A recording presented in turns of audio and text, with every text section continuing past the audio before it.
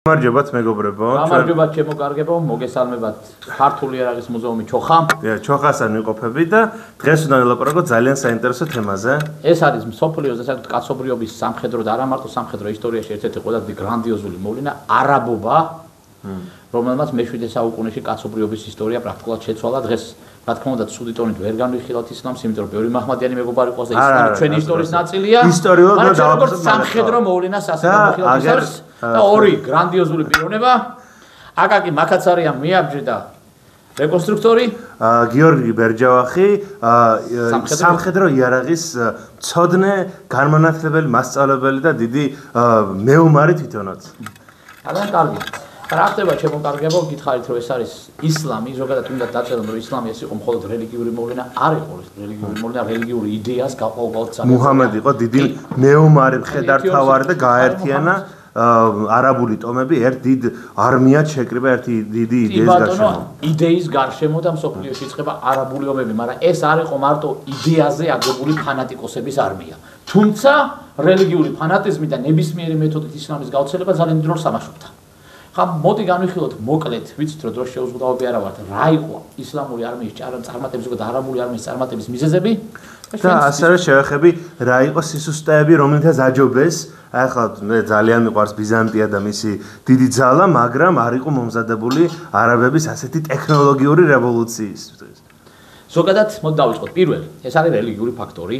გადამწყვეტი არა, მაგრამ ერთ-ერთი მთავარი ფაქტორი, იმიტომ რომ პრაქტიკულად ყველა ადამიანს, ყველა მებრძოლს, მეომარს ვინც მოკვდება ბრძოლაში ისლამის გავრცელებისთვის, მას გარანტირებული აქვს ჭყალებს და ჭყალებს გარეშე საფრთხე. ახლა მეორე ფაქტორი, ერთი ვიტყვი კიდე რომ ამ დროს ბიზანტია კი იყო ქრისტიანობის გამავრცელებელი, მაგრამ იყო დაყოფა ქრისტიანულ სექტებს შორის, განსაკუთრებით სამხრეთ იმპერიის ადგილებში, რომელიც დაიპყრეს, ეს სირია და ეს ჩვენი ეგვიპტე, რომელიც რაღაც დონეზე ლაპარაკი არის პირიქით გამანთავისუფლებადაც მოიაზრებდნენ არაბებს, იმიტომ რომ არ მოწონდათ ეს რელიგიური რეპრესიები და ეს იყო ამ ორი ფაქტორის დაჯახება. ახლა გადავიდეთ მეორე ფაქტორზე, არაბული არმიის უცნაური და განსაკუთრებული შეიარაღება და კავალერიის ახალი ფაქტორი. ახლა იმის თქმა უნდა რომ კავალერია მანამდე არ არსებობს, მაგრამ ასეთი უსწრაფესი კავალერი, რაც არაბულ მუსტანგებმა და მისცეს კაცობრიობას, მსოფლიო ისტორიას არ არის. მანამდე ბიზანტია იყო მძიმე კავალერი, ახლა აი ესეთი მუზარადებით, ესეთი აბჯრით ცხენსად ესეთი ლამილარის სტილი აბჯარი ეცვა და ესეთი შეიარაღები ტანკები იყვნენ, პირველი დღეს ტანკები. ხო, მაგრამ ოდნავ შორ მარშრუტზე ის იყო ეფექტური პირველი დარტყმის დროს, თორე დიდ მანძილებზე ესეთი მძიმე კავალერი არის მოუხერხებელი და პრაქტიკულად შეიძლება ცხენიც იღლება ადამიანის და დისკომფორტი აღარ ვიტყვი და ლოგისტიკურ მომარაგებას. თან მცირე აზიაში როგორც ხელა, ეხა ესეთ აბჯარში მე აქვს ხელა უკვე. ახლა მოდი გადავიდეთ თავარზე. პირველი საწმულობა. ეს არ გონიათ რომ ასეთი თეთრი რაღაცა ფარატინეთ არიან არაბი მეომრები აღჭურვილი, არა.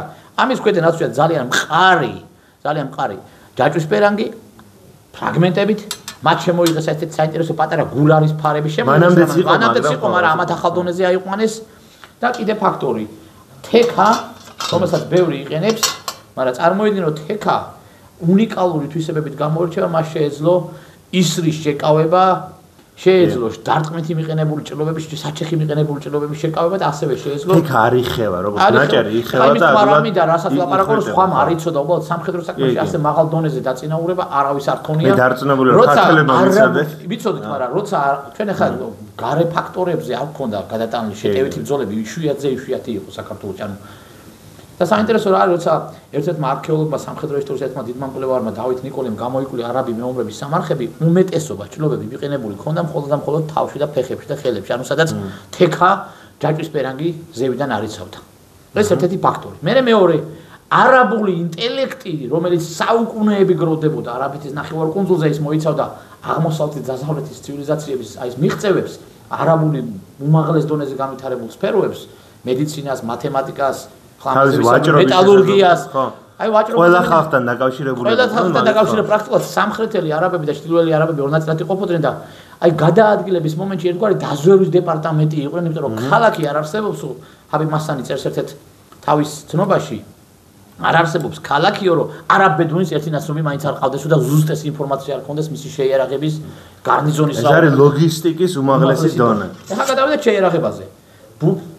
არაბებში თავიდანვე მუშავდებოდა ძალიან მაღალი დონის ფოლადი, ეს არის უამრავი სახეობა ბასრი სიტყვა თუ იცით, აქედან მოდის ბასრადან და მათ სამხედრო საქმეში შემოიტანეს ვერ ვიტყვით, მაგრამ ახალ მასშტაბზე აიყვანეს საჩეხი ხმალი. ამ ხმალზე ბევრი მითია, აი მთვარეს გავს, ამიტომ მოდის არაბები და არაფერს უაშია მთვარე და ვარსკვლავები, ეს არის იდეალური საჩეხი ხმალი, აი პატარა ხმალს და დიდ საჩეხი ხმალს ვნახავთ.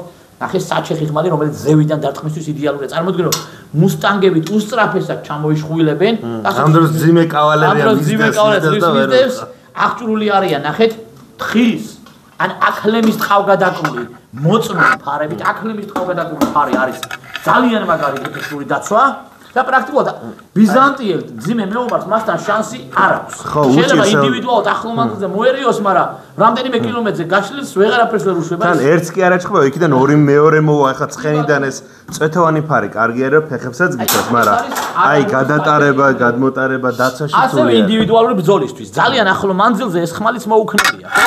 და ამ მომენტში მე ვიყენებ უკვე ნახე. აი, ძალიან პატარა არაბულ ხენჯალს, ანუ ბებუთს. ანუ ნახე, შორი მანძილიდან გამუშავებ შვილდისრებით, ახლო მანძილზე ხმალავებ და ძალიან ახლო მანძილზე როცა შენ უკვე შენ დიდ ხმალს და დიდ ჩუბს ვეღარ იყენებ, ვიყენებ ასე პატარა ბებუთს. ანუ ინდივიდუალურ ბრძოლაში ბევრად წინ არიან. აი ეს თექა, რომელიც არის აქლემის ბეწვისგან დამზადებული, იდეალურად იცავს გიფართ მეომრებს, პლუს ჯაჭვისპერანგი, პლუს პატარა ფარები, რკინის პატარა ბულარის ფარები და პლუს აქლემის ან თხის გადაკრული ფარები. თვითონ აქლემის ლოგისტიკაზეც როგორ საუბრობ? აქლემმა პრაქტიკულად რევოლუცია მოახდინა სამხედრო საქმეში, აქლემის სასაპალნე. პრაქტიკულად 10 აქლემს მიქონდა იმდენი, რამდენზეც შეეძლო წაიღო რამდენიმე ათეულ ცხენს. ანუ 6-ჯერ, 7-ჯერ მეტი ტვირთის წაღება შეეძლო. წარმოიდგინე რომ თან უდაბნოში ხო, ანუ თვითონ აქლემი უცხლოდ როგორ ძლებს ეს ვიცით, გვაპატიეთ ცოტა ჩქარი საუბარი დროის გამო, როგორ სწრაფად არ გადაადგილდება აქლემი, მაგრამ რამხელა სასაპალნე შეუძლია წაუღო. ახლა მანძილი შეუძლია გაიარო. ანუ აქლემი რასაც წაიღებს, რამდენი ცხენი ჭირდება, პლუს ცხენს ისევ წყალი ჭირდება, არაბული მუსტანგების ფაქტორი და ეს აქლემები რო გადაადგილდებიან, მათ მთელი ლოგისტიკა მიაქვს თან. ანუ არაბებს შეუძლია ნებისმიერ ადგილზე გადაადგილდნენ, თვითონ მომთაბარე ხალხიც არ მაგრამ მათზე იერიშს ვერ მიიტან. ჯერ ერთი უდაბნოში საუნას დიოდა, მე მეორე იმხელა უდაბნო გასავლელი შენ ლოგისტიკით რომ ნებისმიერ შემთხვევაში ან გამოიფიტება ჯარი, ან ჩასაბრებაში მოგაქცევენ. ანუ არაბები თვითონ დაცულად არიან. მათ გარშემო ეს ისეთი უდაბნოები ყავს, ესეთი გალავანია მართლ სამხედრო საქმისთვის. პრაქტიკულად შენ იერიშს არაბებზე ვერ მიიტან, თუ ძალიან რაღაც გიჟური ოპერაცია არ დაგეგმე, რაც მაშინდელი ლოგისტიკიდან გამომდინარე არის წარმოუდგენელი. ასევე ეს მსუბუქი მშვილდები არაბული მუსტანგებით მოუახლოვდებიან, აი რამდენიმე ათეულ შუბს ყორცნიან, უკან გარბიან, მათ ცხენს შენ ვერ დაეწევა ერთ ერთი ევროპული და დასავლური არმია. შანსი არ არის შენ მას ცხენებს დაეწიო, ისინი დასვენებულ მუსტანგებზე გადაждდებიან და უკვე ხელახლა გიტევენ. პლუს ეს ფანატიზმის მათხოვე მშვილდის არის აი ბამბუკისგან დამზადებული არაბული მშვილდი. არაბები ძალიან კარგი მშვილდოსნები იყვნენ თავიდანვე. აი ეს არის ბამბუკისგან დამზადებული მშვილდი, რომელიც ძალიან მარტივია, არ გავს ევროპულ ძლიერ მშვილდებს, შეიძლება მასზე შორს არ მიაქვს, მაგრამ სისწრაფე არის ძალიან, ანუ პრაქტიკულად წუთში 10-12 ცხენოსანი მშვიდოსნები, ხო? აი ცხენოსანი მშვიდოსნებში ბიზანტია საკმაოდ მოიკოჭლებს, ყავს თავისი მშვიდოსნები, ოღონდ ზენ ცალკე დევიზი არის, ზენ ვერ გამოგეკიდება, აი მოძრაობაში, მოქნილობაში და ლოგისტიკაში რევოლუცია მოახდინეს. არაბებმა შემოიტანეს დაზვერვაში ეს უნიკალური ნივთი, ეს არის ჭოგრიტი. წარმოიდგინე, მაშინდელი ჭოგრიტი არ არის დღევანდელი ტელესკოპის დონის, მაგრამ დაზვერვა, არაბული დაზვერვა რამხელათი წინ არის აზიურ დაზვერვაზე. წარმოიდგინე, აი ეს ჭოგრიტი იმდენად უცნაური ფაქტორი იყო, რომ რამდენიმე ათეულ კილომეტრზე უპირატესობაში არის უკვე არაბული ჯარი. უპირატესობაში. თან ისეთი არმია რომელიც გარბის მოძრაობს, ვერ დაიჭერს, სანამ ჩვენ მივხვალ, ისინი დაგინახავენ, უკვე გაიქცევიან და აი რაღაცა ჯადოსნური ის არის, რომ ერთ ადგილას გეგონა, მიხვედი აღარ არის. აღარ არის, მათის გადაადგილების ტემპები არის ძალიან საინტერესო. და ეხლა ჩვენ თავარი არ გამოგცეს, თუ ევროპაში ამ დროს მედიცინა რელიგიაზე მიბმულია. ხო. არაბეთში პრაქტიკულად და თელ არაბულ ნაციონალურ ინფექცია შეგეწრება, უნდა ილოცო რა. ხო რა, აი. იმის თქმა არ მინდა თქოს არაბები ურწმუნოები არიან პირიქით, მაგრამ მათთან მედიცინა არის მედიცინა. მორჩა. კი. არანაირი ეკლესია იქ არ ყუნავს, აი ელემენტარული სამხედრო გამოთვლა, რომ ომში მიყენებული ჭრილობებით უფრო მეტი ადამიანი ყდება, ვიდრე კონკრეტულად ხელჩართულ ბრძოლისას. ელემენტარულად არაბებმა შემოიტანეს რამდენიმე ფაქტორი, ეს არის ქირურგიული ხელსაწყოები, ქირურგიული სასაწყობი და საოცრება მოახდინეს ბრძოლის ველზე, მათ შემოიტანეს ოპიუმი, ანუ ბრძოლის ველზე გადარჩენ მეომრებს ტკივილგამაყუჩებელი ძალიან დიდი ფაქტორი არის. ტკივილის შოკისგან იცავენ. ოპიუმი არის ერთგვარი გამაყუჩებელი და რამხელათი უპირატესობა აქვს არაბულ არმიებთან. აი ელემენტარული გამოთვლა დიდი სამხედრო ისტორიკოსის რომ თუ ევროპულ არმიაში მიყენებული ჭრილობებით 70% იყვდება, ეს უხეში დაანგარიშება ზუსტი რა თქმა უნდა არა, არაბულ არმიაში ეს ჩამოდის 10-12%-ზე. წარმოიდგინე რამხელა უპირატესობა. კი ბატონო და ერთი ფაქტორიც ახლა ნელ-ნელა ბოლოსკენ გავიდედავთ თქვათ, ეს არის ორი ცეცხლ იარაღის გამოყენებაში ორივე მეტოქე როგორ იყენებს ძალიან საინტერესო. არ დამცინოთ მე-19 საუკუნის ჭურს უბრალოდ ილუსტრაციისთვის ვიღებ. არაბებმა შექმნეს ერთ-ერთი პირველი ხელყუმბარა ნავთობით. დღეს რამდენი ნავთობია არაბეთში და მაშინ პრაქტიკულად მაშინაც როგორ იყენებენ დღესაც ხო? რაში თიხის ეს არის თუჯის მე-19 საუკუნეში ბოდიშით ილუსტრაციისთვის არის. იყო ჩაპრესილი ნავთობის ასე ვთქვათ შედედებული ერთგვარი ნაპალმი და წარმოვიდგინე რომ რამხელაც უბედურებას დაატეხავდი იყო ზოგიერთი ბიზანტიელი სარდალი ისე უაზროდ კუს-ფორმითაც კი გადაადგილდებოდა ყოლოფებით. წარმოვიდგინე რომ არაბები რას აკეთებდნენ? ესროდნენ ნაპალმს ერთგვარად ასე ვთქვათ ჟღიფავდნენ მოწინააღმდეგეს და პრაქტიკულად ცოცხლად ბუგავდნენ. სიკვდილი აი მძიმე კავალერიის შესაძლებელი დამონადგურება, ოდნავი დამწრობა. მაგრამ არ უნდა დავაკნიოთ ჩვენ ბიზანტიელები აღმოსავლეთ რომის იმპერია მაგათაც ჰქონდა თავიანთი ცეცხლსასროლი იარაღი, ეს იყო ბერძნული ცეცხლი, რომელიც საზღვაო ბრძოლებში უფრო კარგად გამოიყენებოდა, მაგრამ სახმელეთო ბრძოლებშიც იყენებოდა. ბიზანტია გადაარჩინა კონსტანტინოპოლის ძლავმა გალავნება და არაბულმა ცეცხლმა დაახლოებით 700-800 წლით 1453 წლამდე იმ მომენტში ბიზანტია გადაარჩა. აი გვაქვს ჩვენ სამივე ტიპის მათი საბრძოლო იარაღი, შედარებით შორი ბრძოლისთვის, ახლომანძილის ბრძოლისთვის და უშუალოდ კონტაქტური ბრძოლისთვის, რომელიც აი ძალიან ახლო კონტაქტზე მიმდინარეობს. ეს საჩეხი ხმლის ფაქტორების აღნიშნეთ. მათი ფარები, აი ძალიან საინტერესო ასე გამოიყურება მათი ფარების უმეტესობა. მგვალი ფარი უფრო ეფექტური იყო, ეს ქართველებმა ვიცით, მაგრამ აზიურ არმიებმა პრაქტიკულად არ იცოდნენ, აი დასავლურ არმიებმა პრაქტიკულად და კი ბატონო აი ამ ფარს მოძრაობაში ძალიან კარგად იყენებ. აბა ეს მუსიკერმის ხარი გადაიტანე მეორე ფარზე. ეს ფეხებს კარგად იცავს, მაგრამ აი მოქნილობაში მოიკოჭებს და საბოლოოდ მე ასევე კიდე ერთი ფაქტორი იქამდე გავრცელდა მაგათ იმპერია საქართველოსამდეც და ესპანეთამდეც მივიდა. სამ კონტინენტზე მე-7 საუკუნის ბოლოს სამ კონტინენტზე იყო მოცული და ერთი რაღაცა ქალბატონებს დაინტერესებთ. არაბებმა ღამე რომ არ ჩაძინებოდათ გუშაგებს მოიგონეს სამხედრო საქმეში კიდე ერთი ფაქტორი ყავა. ყავა აღმოაჩინეს თხებმა ნაკლებმა ორი მითი არსებობს არაბულ ფოლკლორში, ოღონდ ეს ნამდვილია ორივე. ოღონდ ეთიოპიიდან აწარმოა ხო? ახლა არა, არაბული არმია ყველაზე ეფექტურად იყენებდა თხება რომ ჭამესო აღარ ეძინებოდა ნაკლებებმა. ამიტომ მზვერავი არა გუშაგი რომელიც არაბულ ბალანს გუშაგობდა, ყავას სწოვდა ერთ ფინჯანს და აღარ ეძინებოდა. ეს ყავა ჩვენი ცხოვრების ნაწილი გახდა. თავისი ცოდნა და თავისი ხელოვნებით მათემატიკა არ დაგვავიწყდეს, ალგებრა, მათემატიკის არსროდი ალქიმია ყველაფრით ჩვენ შემდეგ გადაცემაში უფრო ფართო სპექტრით დაგებრუნებით. მოკლედ არაბული არმიას იყო საინტერესო სამხედრო სტრუქტურა.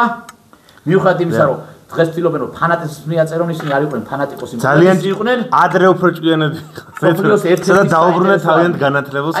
იყო არაბეთს როსტევან, მეფე ღვთისაგან სვიანი და აი ესეთი ხო შენი მუზარადი აი როგორ გამოიყურებდა მძიმე მეომარი აი როგორ გამოიყურებდა აი ეს პატარა გულარის ფარი როგორ გამოიყურებდა და აი ეს არის უხეში რეკონსტრუქცია მაგალითად შეერაგების და იგი თავი მოხსნე მაგრამ აი ბიზანტიელი მეომარი დაახლოებით ასე შეერკინებოდა მაქსიმუმად მიუახლოვეთ ჩვენი რეკონსტრუქცია მე-7 საუკუნის არმიებს აი ასე გამოიყურებდა ბიზანტიელი მეომარი არაბი მეომრის წინააღმდეგ. ერთ შეხედვით არაბი მეომარი ბევრად ცუდად არის აღჭურვილი, მაგრამ შინაგან უფრო მოქნილი და უფრო მოხერხებული. არ დაგავიწყდეს ამის ქვეიდან ის ჩაცმულობა, რას უკვე თქვით. გემშვიდობებით უყურეთ სამხედრო ისტორიულ მუზეუმს, ბევრ საინტერესოს გაიგებთ დაამატებთ. კი ბატონო. მადლობა ყურებისთვის, ნახვამდის და შეისწავლეთ ისტორია, ასევე საქართველოს და რა თქმა უნდა მსოფლიოს ძალიან საინტერესო. ეს თუმცა დავით ტანსარიძის კი ბატონო, აუცილებლად მობზანდით სიონის 8 ნომერში. სიონის 8 ნომერში.